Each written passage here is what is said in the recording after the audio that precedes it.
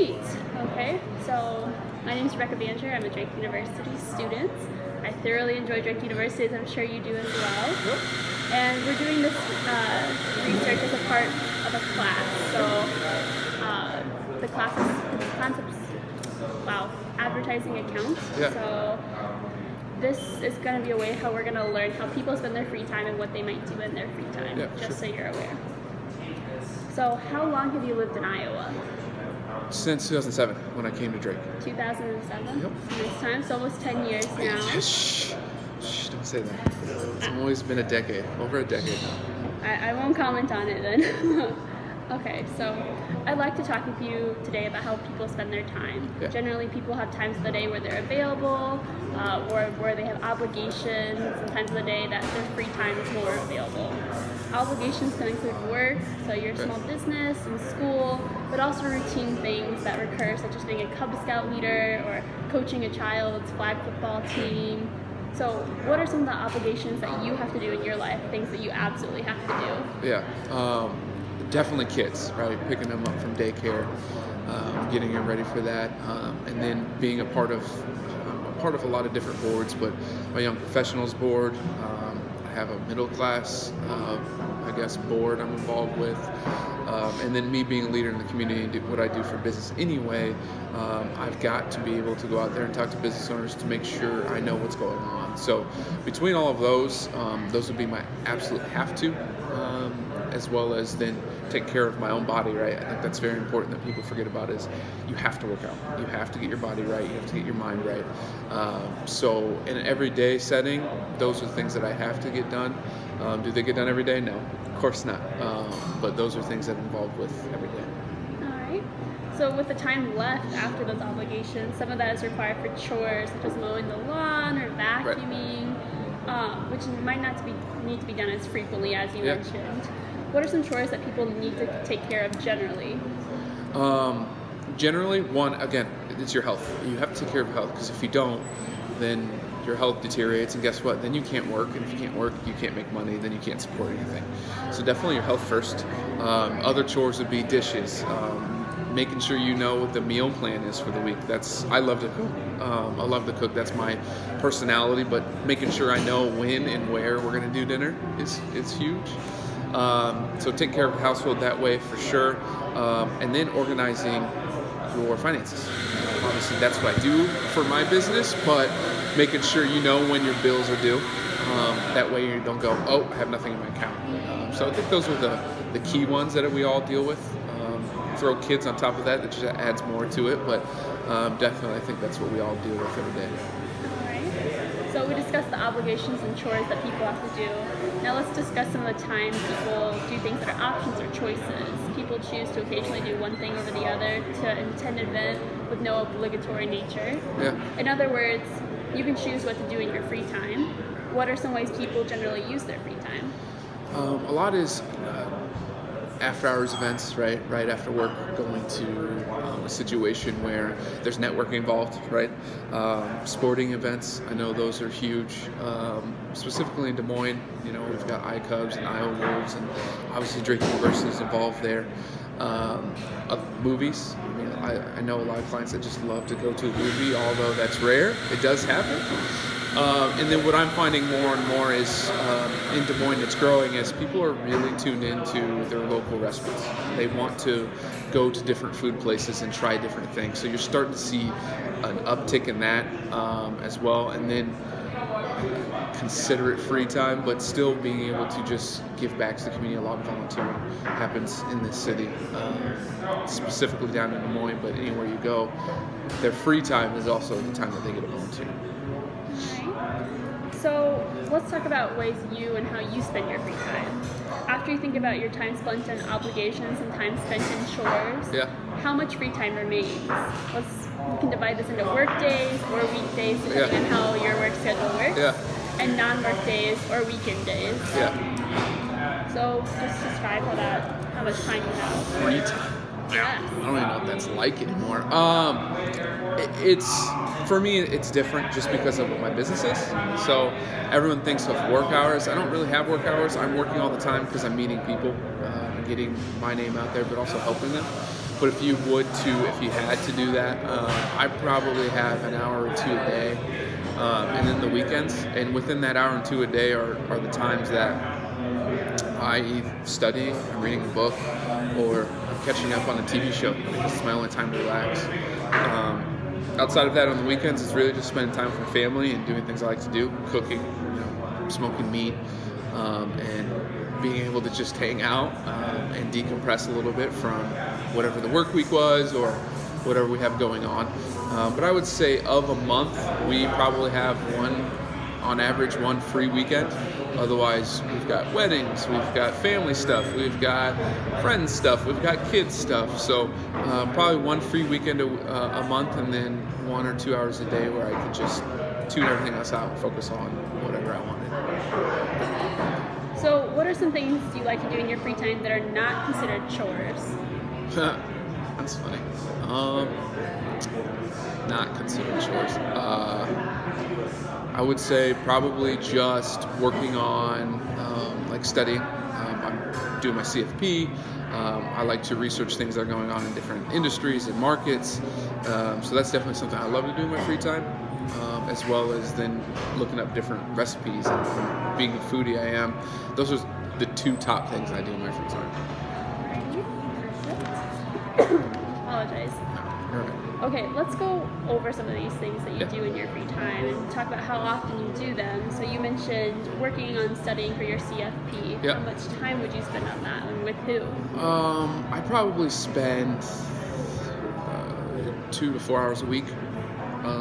How I have my calendar set up is Monday and Fridays are spent specifically on either personal or business development, and then I only meet with clients on Tuesday, Wednesday, and Thursdays. So I probably spend 2 hours each of those days studying on the CFP strictly, and I just do it myself. I'm a self-study guy, so that's kind of what I do. And so the research, I'm going to follow that into CFP, but researching recipes, how much time does that take, or expanding your culinary skills?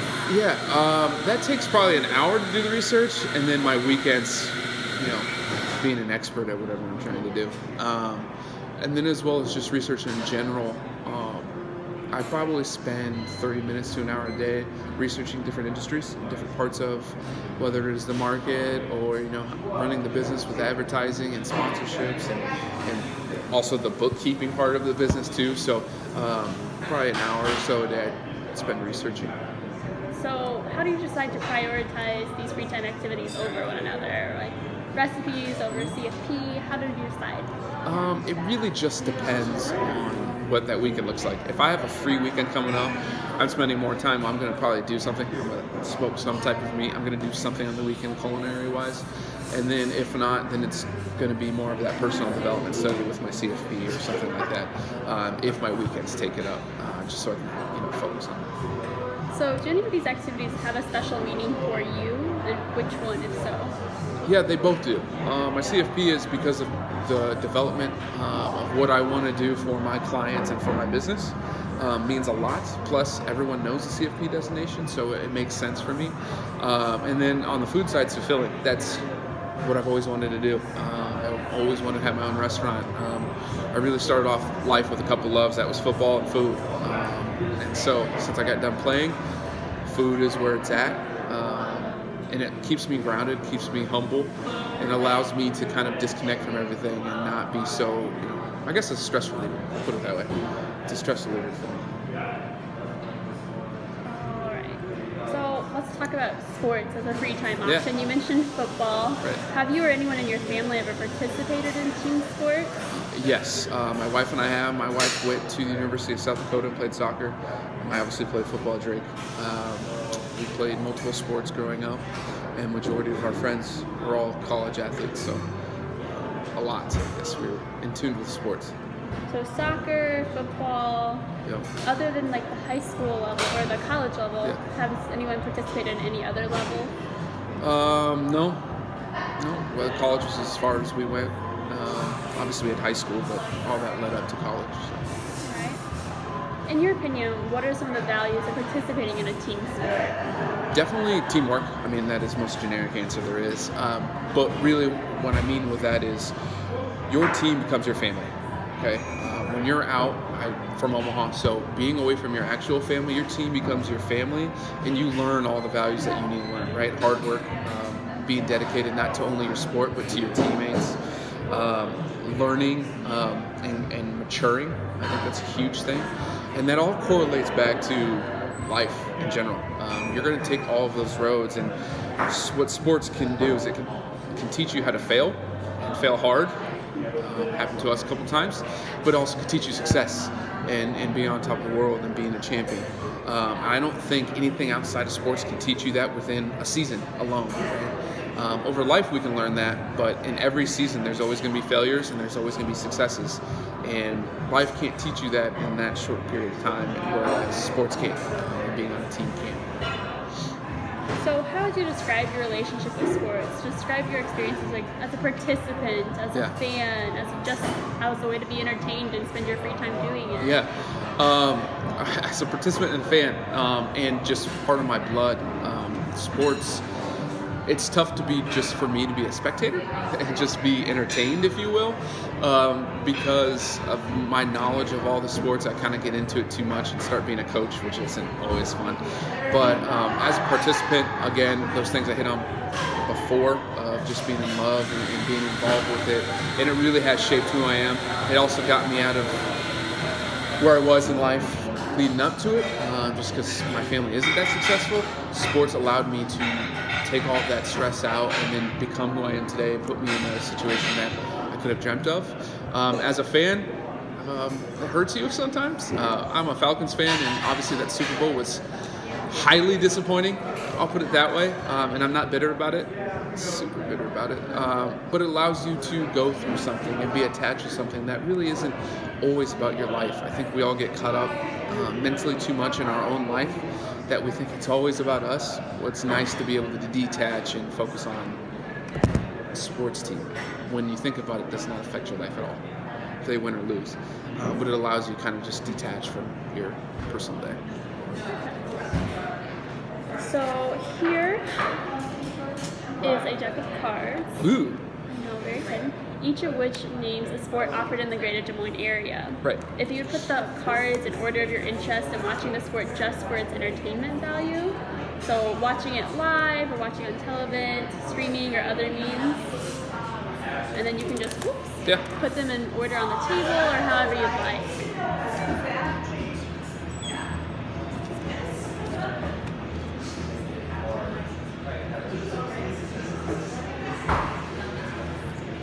So let's talk about the top sport in this sequence. Right. What are some of the reasons you identified with this sport, football, right, as the #1 preference for its entertainment value? Yeah, because I know it in and out. I know what it takes to just be able to be on the field to play, but then I can put myself in their situation. So for me, entertainment-wise, I love it because I can see all different facets pretty easily. Obviously, that's what I know the most of. So put the cards in the order of interest you are as an active fan. By that I mean someone who is intensely interested in a sport, maybe very loyal, dedicated fan, or super fan. And they might be in the same order. They're in the same order, for sure. Okay. Now let's talk about the top sport in this sequence, which is the same. Right. What are some of the reasons you identified this sport? Just the same, having that same thing? It's gonna be the same. It's gonna be the same. I have another deck of cards for you. Very exciting, I know. Look at all the cards in this deck and select those which you or a family member have participated in at any level. And if you can separate out all those sports. Right. You can just pull out the ones that haven't and just place them here.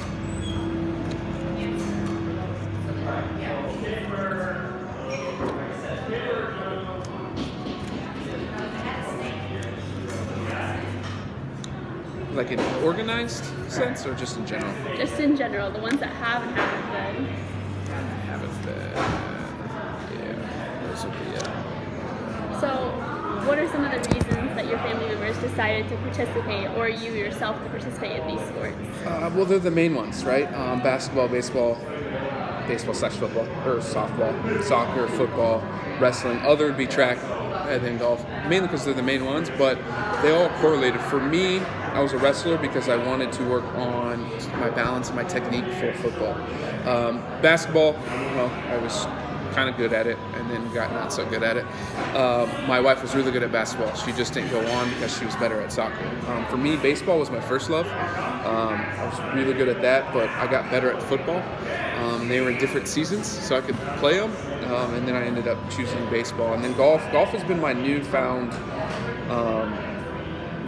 love because I don't participate in football anymore, or basketball, or baseball because I'm old, and that's the way it goes. But now it's my new competition, right? I can go play golf. I can still do business playing golf, and I can really challenge myself personally on that. And then soccer for my wife because that was her love, and that's what she's really good at. So does anyone play this currently in your family or you besides golf? Just golf. Just golf.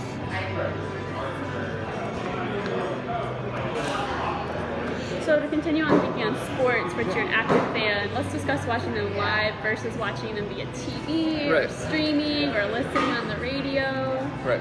So what sports do you watch live and in person? Live and in person, when I get a chance, would be basketball, football. I think that's about it. Baseball. Yeah. Yeah, right. And how far would you travel to watch these sports?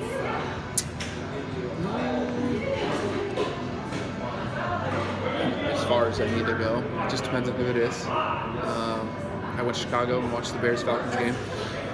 Mainly because we had a teammate, Eric Saubert, who played for the Falcons and I'm a Falcons fan, so it made sense, and went out there with a bunch of our former teammates in Chicago. So really it just depends on what the sporting event it is, and we'll go to it. Well, how often do you travel to these sporting events? Probably once a year. If we're talking about professionally, obviously I live in Ankeny. Coming down to a Drake game is traveling, but it's not really traveling. And then my wife tries to go out to South Dakota once a year to watch a soccer game. Nice. So are there any sports that you listen to on the radio, whether it's these sports or otherwise? No, I don't listen to the radio. And what sports do you watch on television or stream on your computer or device? Golf and football, mainly. And how often would you say you do this? Well, football is once a week, so once a week. And golf, probably I'll catch 1 or 2 days a week, depending on what tournament it is. So we have several semi-pro teams or minor league teams in the greater Des Moines area. Which ones have you ever watched live? Well, the Iowa Wolves. We have season tickets too. My wife's seen the Menace. I Cubs, naturally. Been to one Barnstormers game. And my in-laws have season tickets to Iowa Wild, so throw those in there. So are there any others on this list that you can ever recall watching live? Iowa Barnstormers, Iowa Wolves, Iowa Wild, Iowa Cubs, Des Moines Buccaneers, Des Moines Menace, or the Des Moines Chill? Des Moines Chill? Never heard of that. No, those are the ones I had said before. I don't know who the Des Moines Chill are. Probably hockey, obviously. So, how frequently have you attended one of those games in the past year? You mentioned one of them you go have season tickets for? Yeah, so we probably go, they play once, I don't know how often they play, but probably once a week during season for the Wolves. For the Cubs, we'll probably see 2 or 3 games a year. And those are really the main 2. So what are some reasons why you do or do not attend the team supporting events more often? Why I do is because I love watching baseball and it's fun to get the family out to, and everyone to go out to see a Cubs game. Same thing for the Wolves because it's indoors, which is very nice during the winter because there's not much else to do. And we like basketball, and I love to support them. I know Kyle Davey, the vice president there, and we're good friends, so it just makes sense to bring people into the arena for that. Why I don't watch the other ones, I'm just not that in tune to the other sports. Not really a go-to for me, so I don't follow them as much. So we've discussed sports for a few minutes. Yeah. Let's turn our attention to other areas of interest. So earlier I asked about going to live sporting events. Are there any other types of non-sport events that you like to go to? If so, like, what are some examples? Well, I think everyone loves going to the Iowa State Fair, so that event helps quite a bit. And then a couple concerts there, but outside of that, we don't really go to concerts. But going to like the Lion King or one of those live events, those are pretty fun. So we try to see one of those a year. Just depends on what's coming, right? Outside of that, not too much. We do a lot of volunteering. That's about it. What about the Iowa State Fair, the concerts, or even going to see the Lion King attracts you to go? The nostalgia for the Iowa State Fair, and the concerts there just depends on who comes and who they are, because I'm not really going to go travel somewhere and pay a bunch for them, so the Iowa State Fair helps with that. In terms of the other events, what attracts us is because they don't come around that often, and it's nice to be able to go and shut your phones off and go see a theater or whatever, the Lion King, if you will, because it's different and unique, and it's a lot different than just watching something on TV and staying away from that. Is there anything more about that? Anything else that draws you in? No, it's pretty good. So, of all the sports and non-sports live events, which is the most enjoyable for you? Oh, that's interesting. That's a deep question.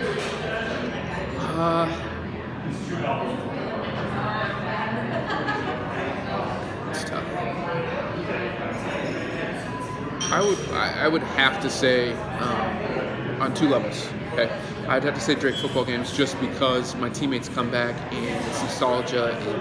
It's a lot. It's meaningful to us on a level that's not just the sporting event. But then I would probably have to say the Iowa State Fair, because we go with a bunch of families. And to see the kids get to climb on tractors and do things that in the middle of the city we don't do too often, means a lot to us as family. Well, is there anything else you'd like to share with me about spending free time or watching live events or anything else?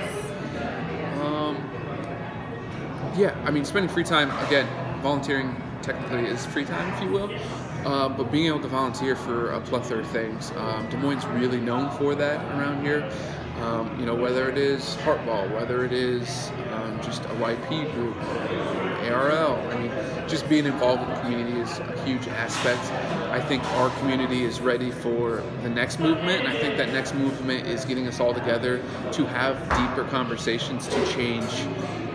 Doesn't matter what it is, our political environment, gender issues, racial issues, financial issues. I think we're ready for the next step. And I think that's pretty cool that people want to do that on their free time.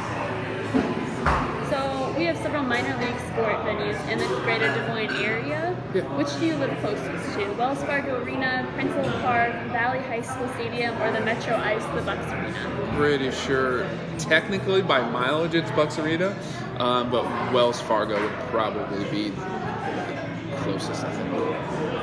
So thank you so much for your cooperation and time with this. Your participation is really helping me expand my education, and I'm very grateful for that. Yeah. Love Drake. It's helping me expand my knowledge on qualitative research. So I just really wanted to thank you for your time. And this is the end of the interview. I know it was a very thrilling experience. That was hard. Yes.